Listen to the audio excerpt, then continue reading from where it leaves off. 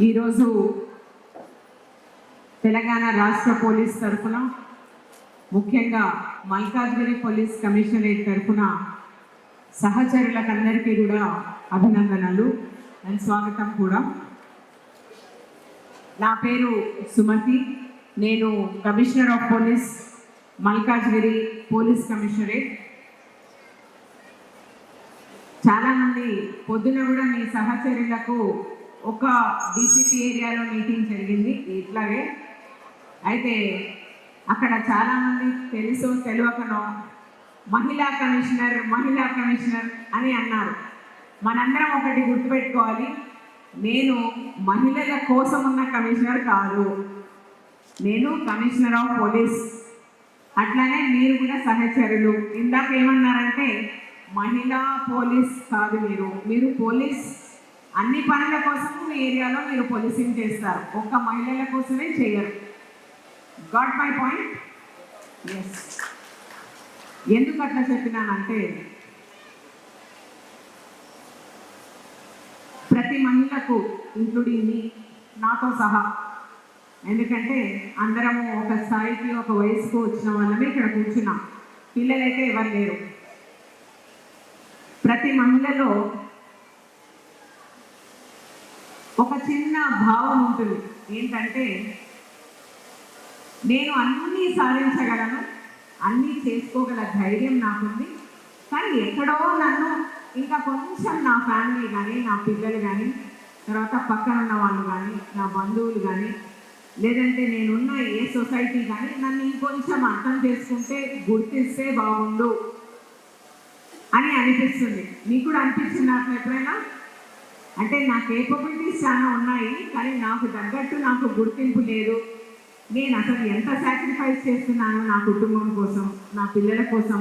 అరే నా భర్త అర్థం చేసుకుంటే బాగుండు ఇంకా కొంచెం, తర్వాత నా పిల్లలు అర్థం చేసుకుంటే బాగుండు, నా పక్కింటి వాళ్ళు ఇంకా కొంచెం నన్ను అర్థం చేసుకుంటే బాగుండు. ప్రతి చిన్న దానికి నేను ఒక మగవాడిని వెంబడి పెట్టుకొని పోవాలి. అంటే కనీసం లాస్ట్కి ఒక భర్తనో, తమ్ముడినో, అన్ననో, కొడుకునో. ఇంకా మనకు అవసరమా? అది అవసరమా చెప్పండి? అవసరం ఉండకూడదు, అవసరం రాకూడదు, అండ్ అవసరమని మనం ఫస్ట్ భావించకూడదు. ఆ స్థాయికి వెళ్ళాలి అంటే ఏం చేయాలంటే మనకు చట్టాలపైన సరి అయిన అవగాహన ఉండాలి. చట్టం ఎప్పుడు మనకు ఏ పని చేస్తే చట్టం యొక్క సహకారం మనం పోలీసుల ద్వారా తీసుకోగలమో మనకు ఖచ్చితంగా అవగాహన ఉండాలి. మీరందరూ, మేమందరం నమ్ముతాము. అంటే 1993లో స్టార్ట్ అయిన ఈ మూమెంటు ఈరోజు మళ్ళీ యూసీడీగా వర్తలించింది.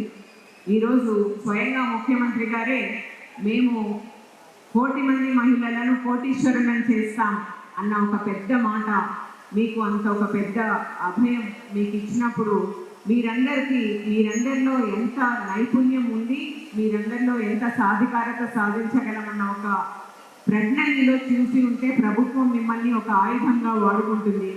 Yes or no?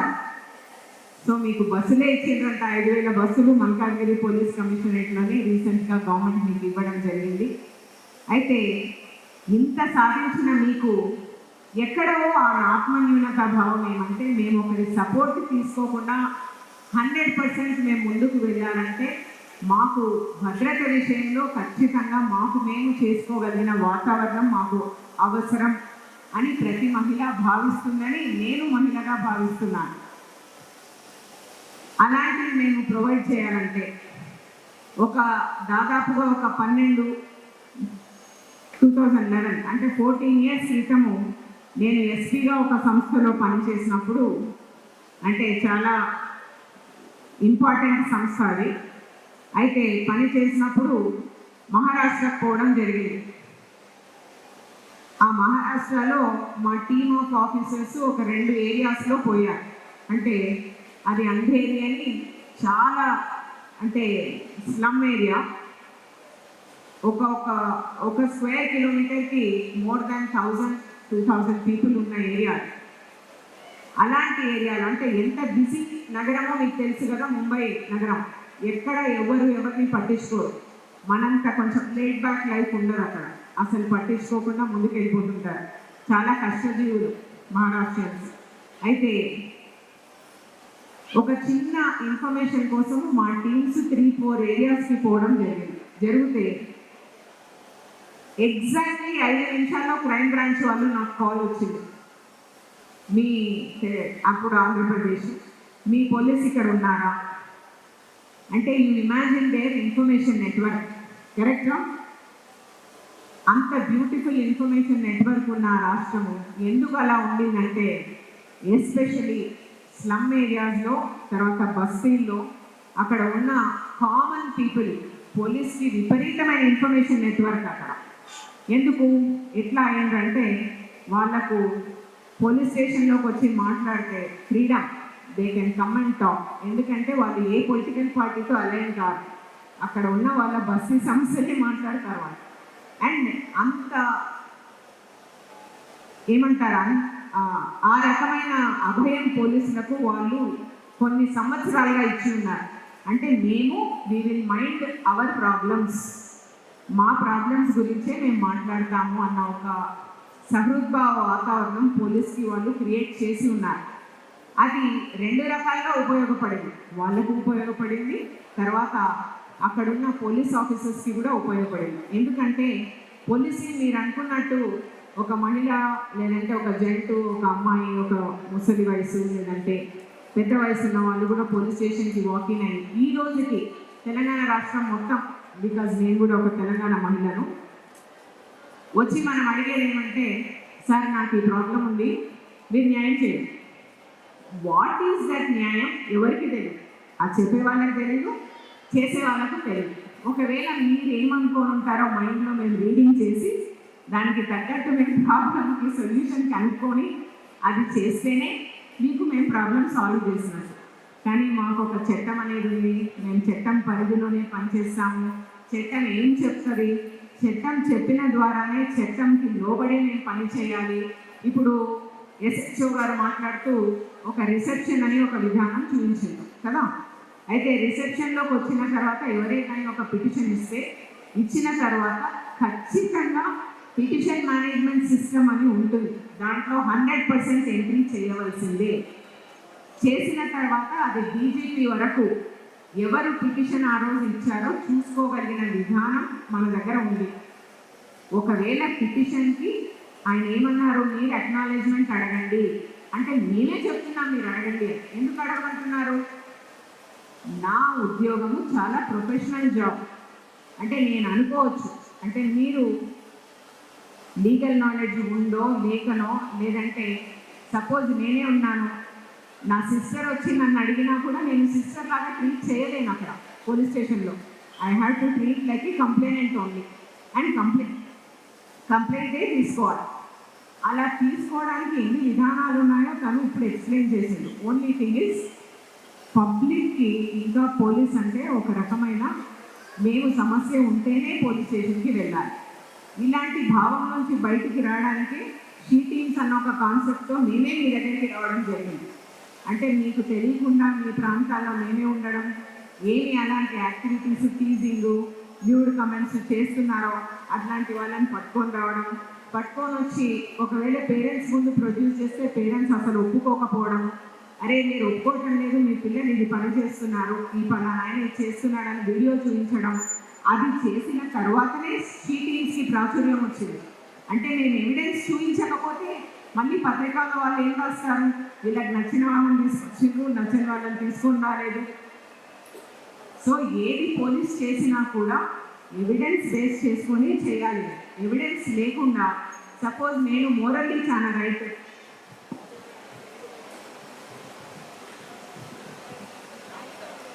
నేను నైతికంగా చాలా కరెక్ట్, ఓన్లీ నేను లీగల్గానే నేను ఆయన నన్ను కొట్టకూడదు, కొట్టేయండు, మీరు నా మీద ఏదో ఒక శిక్ష తీసుకోండి, వేయండి, కానీ నేను కంప్లైంట్ ఇవ్వాలి. నేను నోట్తో చెప్తున్నా కదా సార్, కానీ కొట్టింది అన్నది వాస్తవము. కానీ ఇక నేను డాక్టర్ దగ్గరికి పోలేదు, ఎప్పుడో నెల క్రితం కొట్టిండు, మళ్ళీ ఇప్పుడు కొట్టడానికి వచ్చిండు, రేపు పొద్దున మళ్ళీ కొట్టచ్చు, కాబట్టి మీరు వాళ్ళ మీద యాక్షన్ తీసుకోండి. అంటే పోలీస్ ఎంతవరకు చేయగలరు అన్న ఒక లీగల్ నాలెడ్జ్ మనకు లేదు, ఉందా? కానీ పోలీస్ దగ్గరికి వచ్చే రెండు పార్టీస్లో ఒక సైడ్ కరెక్ట్ ఉంటే ఇంకో సైడ్ ఖచ్చితంగా ఇన్కరెక్ట్ ఉంటుంది. ఎస్, ఆ ఇన్కరెక్ట్ అంటే వాళ్ళు ఇమ్మోరల్ అని కాదు, వాళ్ళు లీగల్గా వాళ్ళు ఎస్టాబ్లిష్ చేసుకోలేకపోయారు, ఇంకో సైడ్ ఎస్టాబ్లిష్ చేసుకున్నారు. ఇట్లాంటి సమస్యల్లో మీరు మీ బస్తీలో అతి కామన్గా మాకు వచ్చే, ఇప్పుడు మనకు మల్కాజ్గిరి పోలీస్ కమిషనరేట్లో రోజుకి 630 నుంచి 650 100 డయల్ కాల్స్ వస్తాయి. అయితే ఆ 100 డయల్ కాల్స్ని మనం చూస్తే 40% of the calls to 50%, almost 280 calls స్త్రీలకు సంబంధించిన ఇష్యూస్ నుంచే వస్తాయి. అయితే దీన్ని మనము దాదాపుగా 11 సంవత్సరాల క్రితమే స్టడీ చేయడం జరిగింది. దీనికి ఏంటి సొల్యూషన్ అంటే మన కమ్యూనిటీ నుంచి లీడర్షిప్ రావాలి.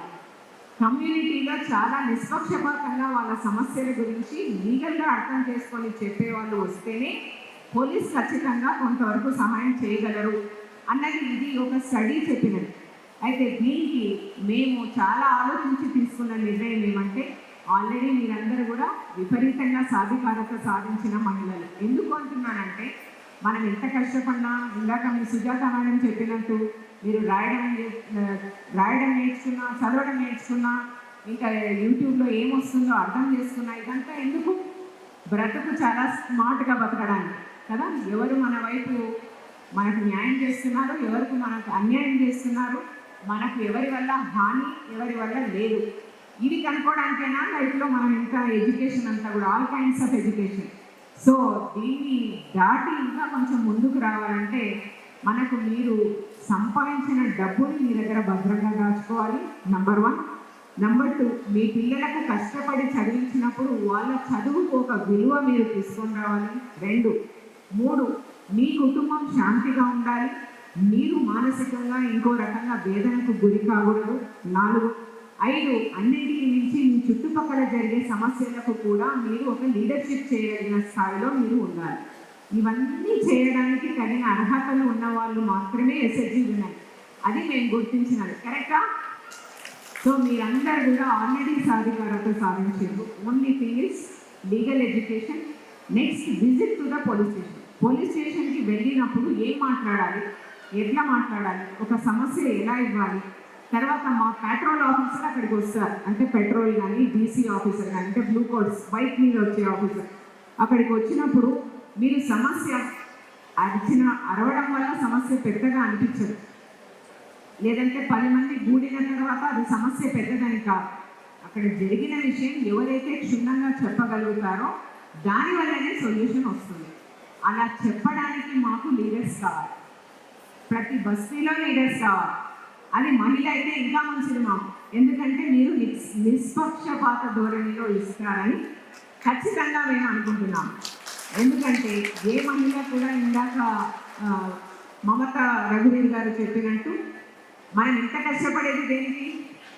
మన పిల్లలు బాగుండాలని, మన కుటుంబం బాగుండాలని, మన భర్త బాగుండాలని, అంతేనా? మన తల్లిదండ్రులు, మన అత్తమామలు, తర్వాతనే మన చుట్టుపక్కల బాగుండాలని కోరుకునే ఏకైక స్వార్థపరురాలు స్త్రీని. కాబట్టి దాంట్లో ఒక భాగం ఏంటంటే, ఇది బాగుపడాలి అంటే ఫస్ట్ మనము సహచరి నిజమైన రూపంలో సహచరిగా తయారు కావాలి. ఇది తయారు కావడానికి ఇది ఒక ట్రైనింగ్ ప్రోగ్రామ్. అండ్ మీకు నెక్స్ట్ నేను మీ అడిషనల్ డైరెక్టర్ గారిని రిక్వెస్ట్ చేశాను, ఈవెన్ వినయ్ కృష్ణారెడ్డి గారిని కూడా రిక్వెస్ట్ చేశాను, ఈవెన్ దివ్య గారిని కూడా రిక్వెస్ట్ చేశాను. ఏంటంటే ఒక 6 నెలలలో మీ పర్టికులర్ బస్తీలో ఎవరైతే ది బెస్ట్ కేటగిరీ ఉన్నారో, అంటే ఖచ్చితంగా మోరల్గా కరెక్ట్గా ఉండాలి, లీగల్గా కరెక్ట్గా ఉండాలి, మీ మీద ఏ రకమైన కంప్లైంట్స్ ఉండకూడదు, అంటే మెగ్మా వాళ్ళకు కూడా మీ పైన ఏ రకమైన కంప్లైంట్స్ ఉండకూడదు, ఇలా లేని వాళ్ళను వాళ్ళే సర్టిఫై చేసి ఇస్తే వాళ్ళను ఖచ్చితంగా సహచరిగా మా బ్లూ కోట్ ఆఫీసర్స్కి అటాచ్ చేస్తాం. అంటే మాకు ప్రతి పోలీస్ స్టేషన్ సెక్టర్ వారీగా నడుస్తుంది. ఆ సెక్టర్లో ప్రతి సెక్టర్ ఏరియాలో ఒక బ్లూ కోట్ కానీ ఒక పెట్రోల్ ఆఫీసర్ కానీ తిరుగుతారు. వాళ్ళకు మీరు సహచరి. ఆ ఏరియాలో ఏదైనా అంటే ఫస్ట్ టచ్ చేసేది మిమ్మల్ని టచ్ చేస్తారు. అది టచ్ చేసే స్థాయికి మీరు రావాలని కమిషనర్ పోలీస్గా నేను కోరుకుంటున్నాను. దాంట్లో మీరందరూ ఒకరికొకరు పోటీ పడాలి. అంటే పోలీస్కి నేను కావాలి అంబాసిడర్ అంటే నేను కావాలని మీరు పోటీ పడాలి. అంటే దానికి కావాల్సిన అర్హతలు నేను చెప్పాను. పోలీసింగ్ అనేది నేనేదో కూర్చొని పెద్ద మనిషి వ్యవహారం కాదు. ఖచ్చితంగా ప్రొఫెషనల్గా చేయవలసిన జాబ్ ఇది. ఈరోజు మా ఆఫీసర్స్ అందరు ఇక్కడ ఉన్నారంటే లాస్ట్ హోమ్ గార్డ్ వరకు కూడా మినిమం 12 గంటలు కష్టపడతారు. ఇక్కడున్న మీడియా మిత్రులను మీరు అడగండి, వాళ్ళు ఎట్లా రేయింబవళ్ళు తిరుగుతారో మేము కూడా రేయింబవళ్ళు తిరగవలసిందే. దానికి మహిళ లేదు, దానికి పురుషుడు లేదు, దానికి ఏ తేడా ఉండదు.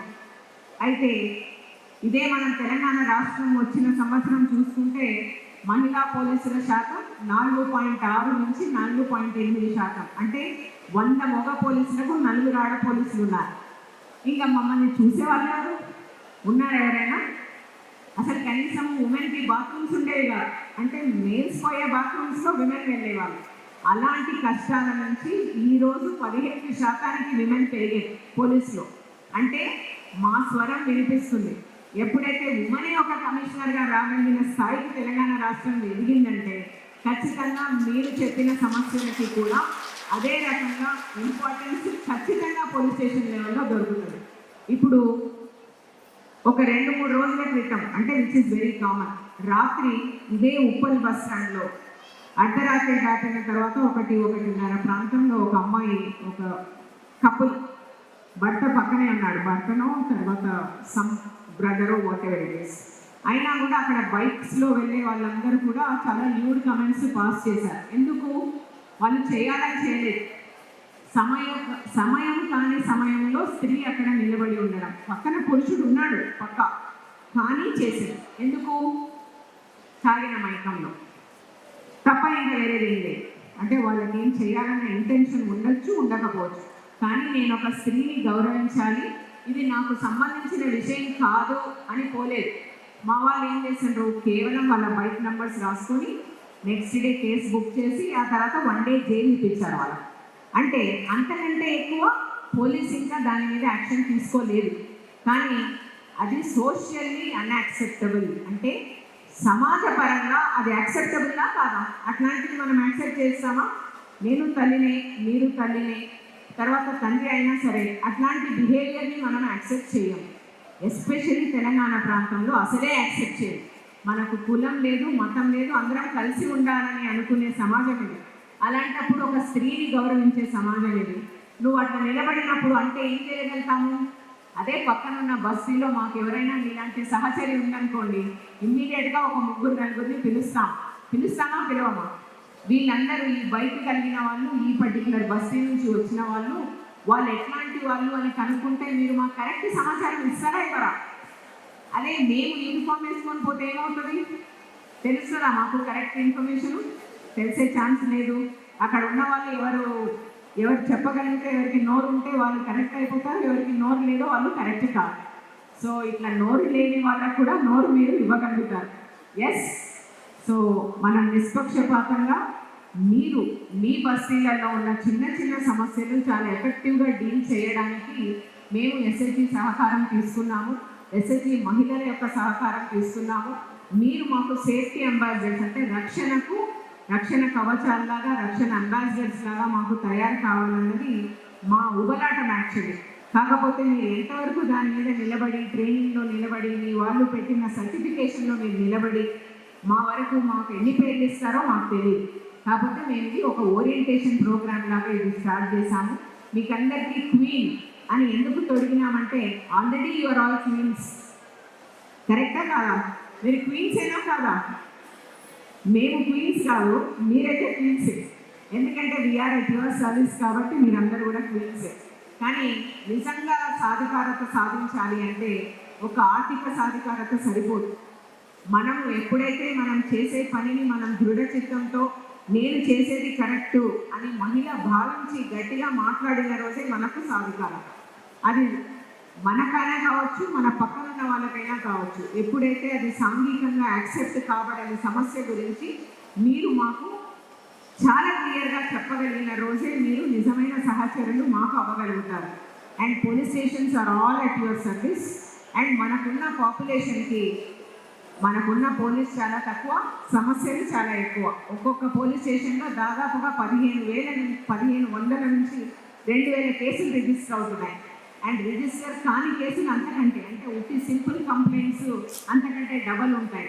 మా చిన్న టీమ్ ఆఫ్ 60, చిన్న టీమ్ ఆఫ్ 70 పీపుల్ ఇన్ని సమస్యలను మా అంతకు మేము ఐసోలేటెడ్గా డీల్ చేసే పరిస్థితి ఇంకా మీ సహకారంతో ఇంకా ఎఫెక్టివ్గా డీల్ చేయగలమని మేము అనుకొని ఈ ప్రోగ్రామ్ స్టార్ట్ చేస్తున్నాము. అండ్ మహిళలకు ఎలాంటి సమస్యలు ఉన్నాయి అన్న దాని మీద కూడా ఒక విశ్లేషణ జరిగింది. అయితే ఎలాంటి సమస్యలు మీకు బస్తీల్లో ఉన్నాయంటే, నంబర్ 1 గృహహింస. అంటే ప్రతి మహిళ almost every 3rd women face చేసే ప్రాబ్లం ఏంటంటే గృహహింస. అది భర్త నుండే కావాల్సిన అవసరం లేదు, అది అత్తమామల నుంచి కావచ్చు, చుట్టుపక్కల వాళ్ళ నుంచి కావచ్చు, మన ఓన్ పిల్లల నుంచి కూడా మనకు కావచ్చు. This is number 1. నంబర్ 2, మీరు ఆ ఇంటి నుంచి బయటికి వస్తే మీరు మీ పని మీరు చేసుకొని ఒక 10 రూపాయలు సంపాదించుకుంటే మీకు నచ్చినట్టుగా ఉంటే పడని వాళ్ళు ఏం చేస్తారంటే ఆ సాధికారత దిశ వైపు అడుగు వేసిన ప్రతి మహిళకు కొన్ని సమస్యలు మీ బస్తీల్లో మీకు ఎదురవుతున్నాయి. That is number 2. For example, a data సెంటర్లోనో పనిచేసి రాత్రి కాల్స్ అంతా వెళ్ళి మీరు 2 గంటలకు ఇంటికి వస్తారనుకున్నాం.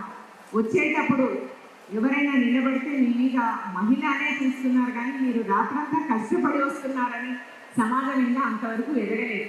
అక్కడనే పోలీస్ యొక్క సహకారం మీకు అవసరం. పోలీస్ లాంటి మీ సహకారం కూడా మాకు అలాంటి ప్లేసెస్లో అవసరం. 2. తర్వాత 3వది, మనకు తెలుసో తెలియకనో మన పిల్లలు మన తోటి ఉన్న వాళ్ళు చాలామంది డ్రగ్స్ వల్ల కానీ, ఎక్కువ తాగుడు వల్ల కానీ, విలాసాల వల్ల కానీ చెడుదారులు తొక్కుతున్నారు. ఆ చెడుదారులు తొక్కినప్పుడు మీరు గ్రూప్ ఫామ్ అయ్యి అక్కడున్న పెట్రోల్ ఆఫీసర్తో ఒక మీటింగ్ పెట్టుకొని మీరు if you can conduct counsellings for them in the presence of police, ఖచ్చితంగా సమస్య కొంతవరకు తీరుతుందని మేము అనుకుంటున్నాము. ఇప్పుడు మీకు ఉప్పల్ ఇన్స్పెక్టర్ గారు ఒకటి చూపించారు. అంటే ఒక బహిరంగ ప్రదేశాల్లో తాగే వాళ్ళ గురించి విపరీతమైన కంప్లైంట్స్ మాకు వస్తాయి. కరెక్ట్గా పోలీస్ అక్కడికి పోయే వరకు వాళ్ళు పారిపోతారు. ఏం చేయాలి? పోలీస్ చాలా ఇన్ఎఫెక్టివ్, పోయినారు కానీ వాళ్ళని పట్టుకోలేదు. నెక్స్ట్ ఎంబడే రాసింది అదే, మాట్లాడేది అదే. మరి ఏం చేయాలి అట్లాంటి పరిస్థితుల్లో? ఆయన ఏదో కొంచెం తెలివిగా ఈ డ్రోన్ పోలీసింగ్ అని స్టార్ట్ చేయడం జరిగింది మేము కొంతవరకు, కానీ అది 100% సొల్యూషన్ కాదు. ఆ ఏరియాలో ఎవరు అట్లాంటి హ్యాబిట్స్ ఉన్న వాళ్ళు ఉన్నారో మీ పేరు బయటికి రాకుండా మీరు మాకు చెప్పగలిగే స్థాయికి మీరు వెళ్తే 100% పోలీస్ కొంతవరకు ఎఫెక్టివ్గా డీల్ చేయడానికి వీలవుతుంది. ఇలాంటి సమస్యలంతా డీల్ చేయడానికి మీరు సహచరులుగా మారి, సహచరులుగా లీగల్ నాలెడ్జ్ అంటే చట్టపరమైన నాలెడ్జ్ మీకు నేర్చుకొని దానికి తగ్గట్టు మీరు ఎప్పుడు అవసరం ఉంటే అప్పుడు పోలీస్ స్టేషన్కి వచ్చి మర్యాదగా అండ్ పద్ధతిగా, అంటే ఏ రకంగా చట్టపరంగా అడగొచ్చో అది నేర్చుకొని అడిగితే అండ్ మాకు సహకరిస్తే, నేను అనుకోవడం తెలంగాణ రాష్ట్రం మీ వల్ల ఆర్థిక సాధికారతనే కాదు, భద్రతా సాధికారత కూడా సాధించగలరని ఖచ్చితంగా నమ్ముతున్నాను. అండ్ ఈ బుక్లో ఉన్న ప్రతి పేజీ మీరందరూ కూడా చదవాలి. ఇది కేవలం మీకోసం ఇచ్చిన పోలీస్ బైబిల్ అనుకోండి. అంటే ప్రతి మహిళ కోసం మనము పోలీస్ శాఖ, తెలంగాణ పోలీస్ శాఖ, తెలంగాణ ప్రభుత్వం మీకోసం మేము చేస్తున్నవి ఏమి, ఎలా చేస్తున్నామో మీరు ఎట్లా తెలుసుకోవాలి అన్నదే ఇక్కడ ఇది ఒక కరదీపిక. దీన్ని మీ దగ్గర భద్రంగా దాచుకోండి. ప్రతి ఒక్కరికి ఒక కాపీ ఇవ్వడం జరుగుతుంది. దీంట్లో మీరు ఏ పోలీస్ స్టేషన్ పరిధిలో వస్తారన్నది ఫర్ ద ఫస్ట్ టైం మెప్మాలో మిమ్మల్ని మీ గ్రూపులని పోలీస్ స్టేషన్ వారీగా కూర్చోబెట్టాను ఇక్కడ. అంటే మీ పోలీస్ స్టేషన్ ఏదో మీకు ఇప్పుడు తెలుసు, మీ పోలీస్ స్టేషన్ నంబర్ ఈ బుక్లో ఉంది. So now you can really go. ఇప్పుడు ఇందాక అన్నట్టు సమస్యలతో మా వాళ్ళు మిమ్మల్ని ముంచెత్తుతారంటే ముంచెత్తాల్సిందే, మేము మీకు సాల్వ్ చేయాల్సిందే సాధ్యమైనంత వరకు. మేమే మీకు మీ దగ్గరికి వస్తున్నాం కాబట్టి మీరు ఈ అవకాశాన్ని వినియోగించుకొని నెగటివ్గా చూడకుండా ఇది ఒక పాజిటివ్ స్పిరిట్తో తీసుకొని ముందుకు వెళ్ళాలని మరీ ఒకసారి కోరుకుంటూ, మీరు ఇంత టైం తీసుకొని అందరూ అది వేసుకొని చాలా ఆనందంగా ఉంది చూడడానికి ఇంతమంది క్వీన్స్ని. బట్ మీరందరూ ఇక్కడికి వచ్చి పోలీస్ ఏం చెప్తారన్నది చాలా శ్రద్ధగా విన్నారు. తర్వాత ఈ ప్రోగ్రామ్కి సహకరించిన, అంటే ముందు నుంచి కూడా ఎస్ నో అని ఒక వర్డ్ కూడా చెప్పకుండా సహకరించిన దివ్య ఏఎస్ గారికి, అట్లాగే మున్సిపల్ కమిషనర్ వినయ్ కృష్ణారెడ్డి గారికి, తర్వాత మీ మిషన్ డైరెక్టర్ సుజాత గారికి, అడిషనల్ డైరెక్టర్ రావు గారికి, అందరికీ కూడా పేరు పేరున అండ్ మా ఈ పర్టికులర్ ప్రోగ్రామ్ స్టార్ట్ చేయడానికి కష్టపడిన ప్రతి పోలీస్ ఆఫీసర్ ప్రతిరోజు మీకోసం 12 గంటలు కష్టపడే ప్రతి పోలీస్ ఆఫీసర్ని ఇప్పుడు మీరు దగ్గర నుంచి చూస్తే గుర్తిస్తారు మేము ఎంత కష్టపడతామని. దాన్ని గుర్తించి మీరే మా అంబాసిడర్స్ కావాలని కోరుకుంటూ కృతజ్ఞతాపూర్వకంగా మరి ఒక్కసారి మీ అందరికీ కూడా అభినందనలు.